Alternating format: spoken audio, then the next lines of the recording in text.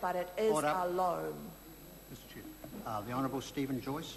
Mr Chair, I'd like to have the opportunity to take this call to follow on from my colleague Joe Goodhue, who spoke very well, and talk a little bit about some of the other initiatives that the government is taking to improve the skills in the economy and improve the outcomes of tertiary education.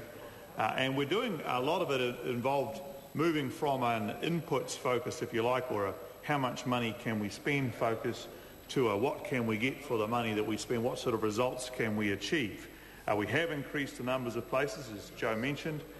We now have, for example, at universities and polytechnics, 11,600 more places funded, full-time funded places than in 2008, which I think is a pretty impressive result if you look around the rest of the world for some of the challenges that the higher education sector is facing. I met the Vice-Chancellor of Oxford University last week, and he was updating me with what's going on in the UK, and it's certainly a very different situation in this country as we have sought to maintain and indeed grow our investment in the number of places in institutions. And this year in the budget we have funded up to 750 additional places in high-performing private training establishments as well, which is the first significant increase in the number of funded places in that part of the tertiary sector for some time. But we're also making these requirements of performance-linked funding to make sure that it's not just about enrolments and it's about achieving results. And we're also getting the publication of performance information across the tertiary sector also to encourage that as well. And I think I have to say I'd record for this committee that the tertiary sector is responding very, very well to the incentives that we're setting. There was quite a bit of discussion at the committee around the area of industry training, and I think it is very important because we're doing a lot of work there at the moment. We had an issue where very significant numbers of trainees that are listed as being involved in industry training have not been achieving any credits, and in fact something like 53% of trainees who were enrolled to train in 2008 didn't achieve any credits that year, very similar percentage in 2009, and in fact there were 44,000 people that were enrolled in both years, so money was paid in terms of subsidy in both years for their training who achieved no credits at all. And so we've also in the industry training space moved into a model where we're looking to see better outcomes and actually get credits awarded appropriately for trainees who are operating in that space. And I have to say again, the industry training sector has responded well, and this year, despite that quite naturally you would see a decline in the number of, in quotes, trainees training, we've actually got an increase in the number of credits earned and an increase in the number of qualifications earned. And ultimately that's the important thing, is how many people are being upskilled in industry training.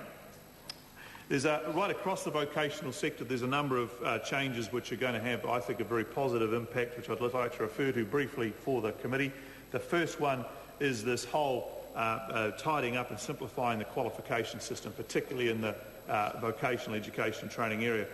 From the 4,500 odd qualifications that we currently have listed at level 1 to 6, we'll be down by about a third of that at the end of this year, and then that's ongoing, and we're working hard with NZQA to achieve that because that's going to have the effect of simplifying the whole vocational pathway system. On top of that, we're putting a lot of effort into getting more embedded literacy and numeracy in levels 1 and 2 particularly.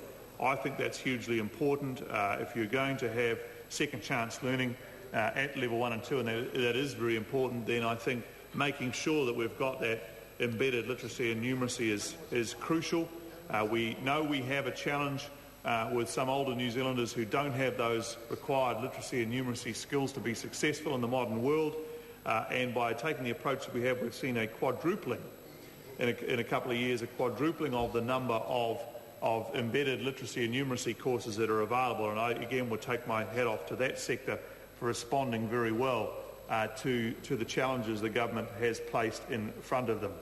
So some very good early success, and it's only early success. There's a lot more to do in this space, and we're very determined to do so. The other thing I just mentioned in passing is international education.